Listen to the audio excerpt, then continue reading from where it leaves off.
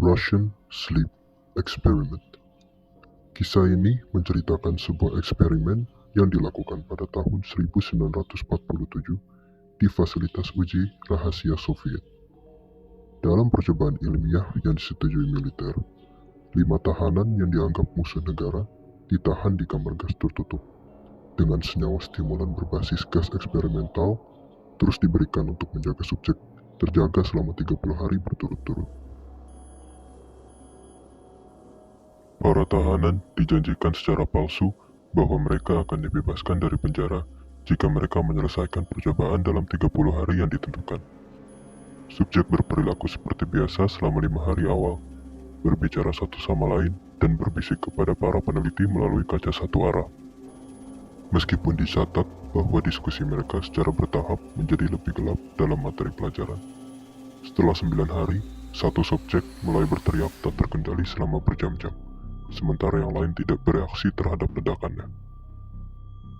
Pria itu berteriak begitu lama sehingga dia merobek pita suaranya, dan akibatnya menjadi bisu.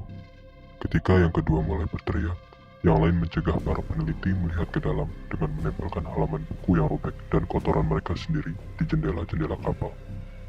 Beberapa hari berlalu tanpa para peneliti bisa melihat ke dalam, di mana ruangan itu benar-benar sunyi.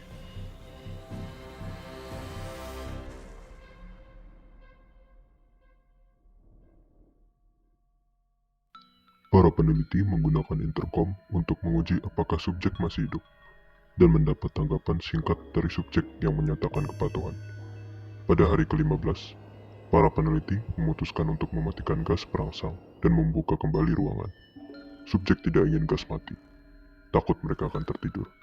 Setelah melihat ke dalam, mereka menemukan bahwa 4 subjek yang masih hidup telah melakukan mutilasi dan pembuangan usus yang mematikan dan parah pada diri mereka sendiri selama beberapa hari terakhir, termasuk merobek bagian kulit dan otot, menghilangkan beberapa organ dalam perut, mempraktikkan kanibalisme diri pada diri mereka sendiri, serta kanibalisme subjek kedua, dan membiarkan 10 cm atau 4 inci darah dan air menumpuk di lantai.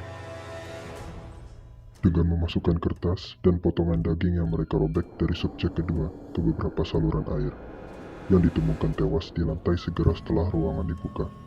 Subjek dengan keras menolak untuk meninggalkan ruangan dan memohon para ilmuwan untuk terus memberikan stimulan, membunuh satu tentara dan melukai parah yang lain yang berusaha untuk memindahkan mereka. Setelah akhirnya dikeluarkan dari ruangan, semua subjek terbukti menunjukkan kekuatan ekstrim, resistensi yang belum pernah terjadi sebelumnya terhadap anestesi dan obat penenang, kemampuan untuk tetap hidup meskipun cedera mematikan, dan keinginan putus asa untuk tetap terjaga dan diberi stimulan. Juga ditemukan bahwa jika salah satu subjek tertidur, mereka akan mati. Setelah agak dirawat karena luka parah mereka, 3 subjek yang masih hidup siap untuk kembali ke kamar gas dengan stimulan atas perintah pejabat militer, meskipun bertentangan dengan kehendak para peneliti. Dengan monitor EEG menunjukkan saat-saat singkat kematian otak yang berulang. Sebelum ruangan disegel, salah satu subjek tertidur dan meninggal. Dan satu-satunya subjek yang bisa berbicara, berteriak untuk segera disegel di dalam ruangan. Komandan militer memerintahkan agar 3 peneliti lain ditutup di dalam ruangan bersama 2 subjek yang tersisa. Seorang peneliti segera menarik senjatanya dan membunuh komandan, dan subjek bisu dengan menembak keduanya di kepala, menyebabkan orang lain melarikan diri dari ruangan.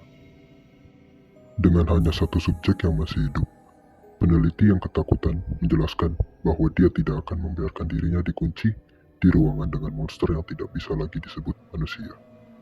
Dia dengan putus asa bertanya apa subjeknya, di mana subjek tersenyum dan mengidentifikasi dirinya dan subjek jatuh lainnya sebagai kejahatan yang melekat di dalam pikiran manusia yang dijaga oleh tindakan tidur. Setelah jeda singkat, peneliti menembak jantung tahanan. Dan dengan napas karat di lantai, subjek mengucapkan kata-kata terakhirnya. So nearly free.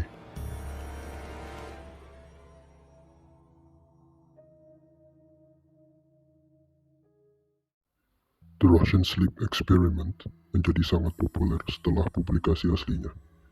Ini dianggap oleh beberapa orang sebagai kisah creepypasta terbesar dan paling banyak dibagikan yang pernah dibuat. Dan Josh Millikan dari Dread Central menyebutnya salah satu legenda urban paling mengejutkan dan berdampak di era internet. Sebagian besar perdebatan online dan offline seputar keyakinan ini dipegang oleh banyak orang bahwa cerita itu nyata daripada fiksi. Dan oleh karena itu, banyak artikel berusaha untuk menghilangkan prasangka klaim ini. Creepypasta ini sering dibagikan bersama gambar sosok iblis yang aneh, yang tersirat sebagai salah satu subjek tes. Gambar itu sebenarnya adalah alat peraga Halloween animatronik seukuran aslinya yang disebut Spasm.